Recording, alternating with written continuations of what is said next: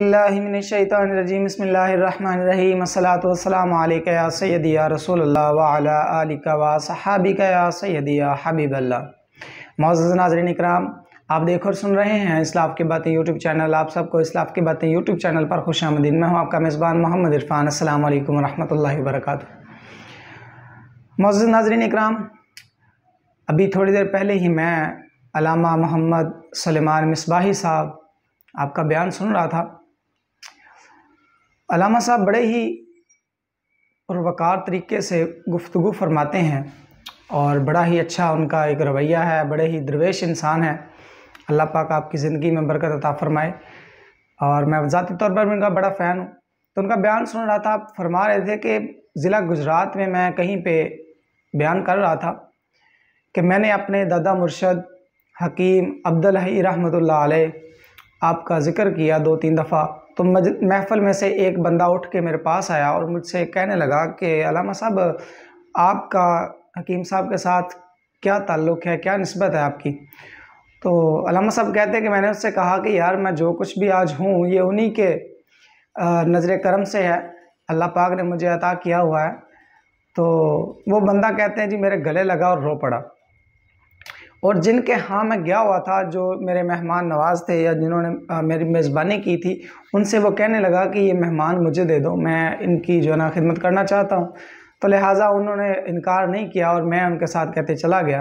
अब घर गया तो उस बंदे ने कहा जी, मैं अल्लाह का बड़ा शुक्र है कि मैं बड़ा एक जायदाद वाला हूँ, बड़ी ज़मीन है, बड़ा मेरी मिलें हैं, तो अल्लाह का शुक्र है, हर चीज़ है। कहते मेरे 7 बेटे हैं और जो सबसे छोटा बेटा है ना, वो ज़रा अलग ही तबीयत का मालिक था।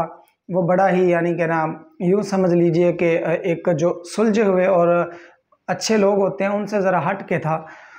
तो कहते वो इस कदर उसकी तबीयत हमसे नहीं मिलती थी कि वो लड़ाई झगड़े इधर उधर की बातें इस तरह की चीज़ों में मशगूल था।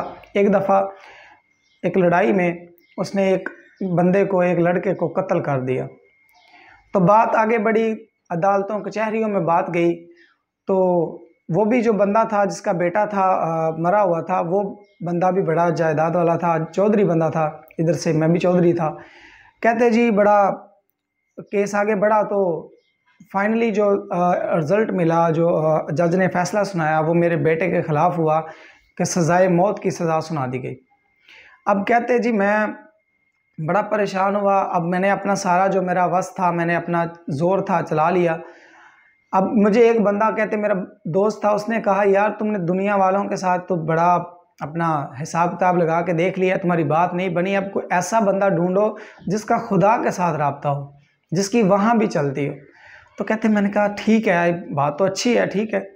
कहते मैं इसी तनाजुर में, इसी बात को लेके मैं इसी किसी अल्लाह के बंदे की, किसी अल्लाह वाले की तलाश में निकल पड़ा। अब जिस बंदे के पास जाऊँ, जिस अल्लाह वाले के पास जाऊँ, कहता मेरी समझ में बात ना आए। तो बलाखिर मुझे एक अल्लाह के नेक बंदे, जिनका नाम हज़रत हकीम अब्दुल हई रहमतुल्लाह अलैह है, जो कि हज़रत अल्लामा डॉक्टर सुलेमान मिसबाही साहब के दादा मुर्शिद हैं, उनकी खिदमत में हाज़िर हुआ। बंदा कहता है तो मैं उनके पास गया। तो मैंने उनसे जाके अर्ज़ किया कि जी मैं फ़लाँ चौधरी हूँ, इतनी मिलें हैं, ये वो फ़लाँ फ़लाँ, तो मैं आपकी खिदमत में हाज़िर हुआ हूँ। कहते जी वो आपने ना मेरी बात सुनी और चुप रहे, चुप कर गए, कोई बात ना कही। तो कहते मैंने कहा जी लगता है यहाँ पे मेरी बात बन जाएगी। तो कहते इसी तरह वो सारा दिन गुजर गया। अगले दिन फिर मैं गया, बड़ा परेशान। उधर से वो क्या नाम है, सज़ा का वक्त करीब आ रहा था। तो कहते मैं बड़ा परेशान था कि यार बुज़ुर्ग तो मुझसे बात ही नहीं करते, कोई पूछते ही नहीं है, तो मैं क्या करूँ, कैसे हाल बयान करूँ अपना, तो कब पूछेंगे मुझे। कहते 3 दिन गुजर गए। चौथे दिन जब मैं गया तो फिर ना मुझे उन्होंने कहा भी हाँ भाई आप आते हैं, आराम से बैठ कर चले जाते हैं, क्या मसला है आपका बताओ। तो कहता मैं बड़ा खुश हुआ कि बाबा जी ने आप मेरा हाल पूछा। तो मैंने उनको अपना जो सारा वाक़या था, किस्सा था, मैंने उनकी गोश गुजार किया। तो वो कहने लगे चौधरी साहब इलाज तो है इसका, इस बात का हल तो है, लेकिन वो हल आपने करना नहीं है। तो कहते मैं क्या जी, बड़ा हैरान हुआ। मैं कहा चौधरी साहब, बुज़ुर्गों, सैयद हुजूर वाला, क्या मेरा काम हो जाएगा, मेरे बेटे को रिहाई मिल जाएगी? तो कहते बुज़ुर्ग फरमाने लगे कि जी बिल्कुल मिल जाएगी, लेकिन एक काम है जो तुम्हें करना पड़ेगा। तो कहते मैंने कहा जी हुजूर हुक्म करें, क्या करना पड़ेगा मुझे? तो आप फरमाने लगे कि आप ऐसे करो कि मस्जिद में जाया करो और मस्जिद में जाकर नमाजियों की जो जूतियाँ होती हैं ना, उनको जूतों को सीधा किया करो और सीधा करके फिर जब नमाजी बाहर निकले तो उनके पाँव में पहनानी। और ये काम जब एक मस्जिद में आपने कर लिया तो दूसरी दफ़ा आपने उस मस्जिद में ये अमल नहीं करना। तो कहते मुझे बड़ा गुस्सा आया। मैंने कहा यार ये क्या बात कर दी इन्होंने, मैं बड़ा चौधरी हूँ, मेरा नाम है, इज़्ज़त है, शोहरत है, मैं बड़ा इज़्ज़तदार बंदा हूँ, ये मैं कैसे करूँ। तो मैंने उससे मैं उठ के ना आ गया, बाहर आया तो मैंने ड्राइवर से कहा गाड़ी स्टार्ट करो चले। अब कहते थोड़ी दूर आगे गया तो मुझे ना एहसास हुआ, बेटे की मोहब्बत ने मुझे झंझलाया कि यार देखो तुम बेटे को आज़ाद करवाने के लिए तुम कुछ भी कर सकते हो। कहते तो इसी तनाजुर में मुझे फिर मेरी जो चुदराहट थी, मेरी अना थी, वो भी गालब आई। उसने कहा तुम चौधरी हो। फिर आखिरकार इसी कश्मकश में कहते मेरी मोहब्बत जो बेटे की थी ना मेरे दिल में, वो जीत गई और मेरे जो चुदरापन था, जो मेरा अना थी, जो सब कुछ था, वो शिकस्त खा गया। गाड़ी वापस मोड़ी, उन बुज़ुर्गों की खिदमत में हाज़िर हुआ, कहने लगा अभी बुज़ुर्गों हुक्म करें, मेरे लिए क्या हुक्म है और मुझे गारंटी दें कि मेरा बेटा जो है रिहा हो जाएगा। कहते जी मैं तो लिख के देने के लिए तैयार हूँ, आपने फरमाया, लेकिन काम तो आपने करना जो है मैंने आपको बता दिया। कहते ठीक है। अब सुबह जब अगले दिन उसने क्या किया, चौधरी ने अपनी ही मस्जिद से आगाज़ किया। जो अमल किया वो ये किया कि अपना मुँह जो था वो उसने ना लपेट लिया, क्योंकि वो इज़्ज़तदार था थोड़ा, तो उसने ख्याल किया, बाकी काम उसने शुरू कर दिया। ज़ोहर किसी और मस्जिद में, असर, मगरिब, इशा, इसी तरह हर अलग-अलग मस्जिद में ऐसे ही करना उसने। यहाँ तक कि कुछ दिन गुजरे तो एक ऐसी मस्जिद में था, ऐसे ही एक ज़ोहर की नमाज का वक़्त था, तो वो बंदा कहता है जी मैं जूते सीधे करके नमाज अदा करने के बाद ना फ़ौरन वापस आके बैठ गया जूतों के पास कि अब जो बंदा पहले निकलेगा मैं उसको जूता पहनाऊँगा। कहते मैं बैठा था, बंदा आया एक, तो जैसे आके उसने अपने जूते उठाए तो कहते मैं फटाफट ना उसके जूते पकड़ लिए, तो मैं उसको पहनाने लगा। तो वो बंदा ना उसने मुझे कहा कि यार क्या कर रहे हो आप, आपकी सफ़ेद दाढ़ी है, आप इज़्ज़तदार लगते हैं, क्या कर रहे हैं आप, मुझे क्यों गुनहगार कर रहे हैं। कहते मेरी आंखों से आंसू निकल पड़े। तो मैंने उससे कहा यार मैं तुम्हें क्या बताऊं, बस मैं अपने अल्लाह को राज़ी करने के लिए निकला हूँ, तुम दुआ करो कि मेरा अल्लाह मुझसे राज़ी हो जाए। कहते वो बंदा बड़ा परेशान हुआ। उसने कहा यार आप बुज़ुर्गों, आप मेरी तरफ मुँह ऊपर नज़रें उठाकर तो देखें, क्या बात है, मुझे बताएं तो सही क्या मसला है। कहते जब मैंने देखा ऊपर तो वही बंदा था जिसका बेटा कत्ल हुआ था। अब जब उस बंदे ने मेरी तरफ देखा तो वो बड़ा परेशान हुआ, हैरान हुआ। कहता चोर साहब ये क्या है।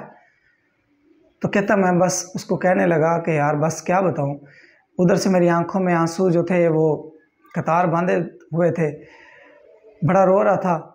मैंने उसको कहा यार मैंने जो कुछ भी किया ना तेरे साथ, या जो कुछ भी हुआ वो नाहक था, मेरे बेटे ने नाहक तेरे बेटे को कत्ल किया, लिहाजा मैं तुम्हें कुछ नहीं कहूँगा, मैं बस अल्लाह की बारगाह में सुरखरू होना चाहता हूँ, अल्लाह की बारगाह में अपनी जो है आजिज़ी और इनकसारी उसकी बारगाह में पेश करना चाहता हूँ, तुम दुआ करो मेरा अल्लाह जो है मुझसे राज़ी हो जाए।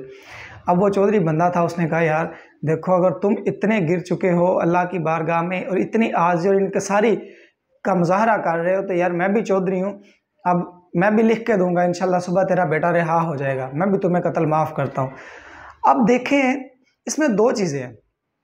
इसमें पहली चीज़ तो ये है कि इंसान की अना जो है वो बिल्कुल फ़ना होने वाली है, और फिर वालिदैन की जो बात करते हैं तो औलाद से जो मोहब्बत होती है वालिदैन की वो एक बड़ी मायने रखती है। और देखें एक चौधरी बंदा, इज़्ज़तदार बंदा, लैंडलॉर्ड बंदा, वो अपने बेटे की मोहब्बत में उसकी बेटे की जो कशिश थी, तड़प थी, बेटे की जुदाई उससे बर्दाश्त नहीं हो रही थी, उसने ये अमल शुरू कर दिया कि वो लोगों के जूते उठाने पर और सीधे करने पर, लोगों को जूते पहनाने पर जो है ना बेटे की मोहब्बत ने मजबूर कर दिया। अब बेटे की मोहब्बत ने इस बात पर मजबूर किया, फिर उसको इसके लिए आजिज़ी और इनकिसारी जो है वो अपनाना पड़ी। अब जब उसने आजिज़ी और इनकिसारी अपनाई, जो बुज़ुर्गों ने उसको दर्स दिया हुआ था, तो अब जब उसने वो अपना लिया तो फिर अल्लाह पाक ने उसको सिला भी ये अता कर दिया, ये सिला दे दिया कि उसका बेटा भी रिहा हो गया। अब देखें कि ये बड़ा एक सबक है कि हम आज अपनी ज़िंदगी में देखें तो हम कहते हैं कि जी मैं हूँ, हम बिल्कुल भुला चुके हैं कि मैं क्या हूँ। हम ये समझते हैं कि मैं हूँ, ये मैं कुछ नहीं है, ये सब के सब इधर ही रह जानी है, ख़त्म।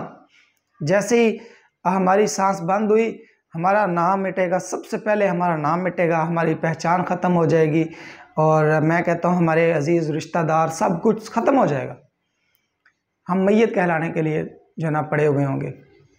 हमारे बेटे जो आज तक हमें एक लम्हा पहले हमें बाप कह के बुला रहे होंगे, या अजीज़ रिश्तेदार जो हमारे बड़े ही अच्छे अंदाज से हमारे लिए जो अल्फाज निकालते होंगे, इस्तेमाल करते होंगे, तो वही लोग, वही अजीज़ रिश्तेदार, वही बेटे, वही औलाद हमें मैयत कह रही होगी।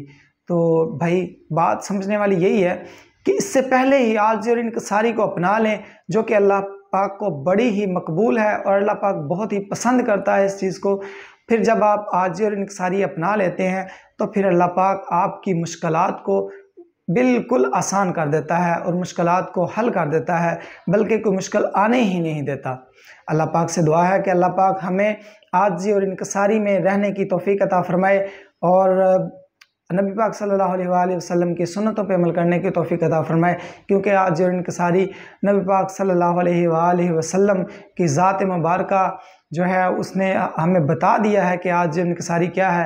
अल्लाह पाक के इतने महबूब नबी होने के बावजूद आप सल्लल्लाहु अलैहि वसल्लम ने हमेशा आजिज़ी और इंकिसारी को इख्तियार किया, तो हमें भी चाहिए कि हम भी आजिज़ी और इंकिसारी को इख्तियार करें, अपनी अना परस्ती को तर्क करें, पसे पश्त डाल दें।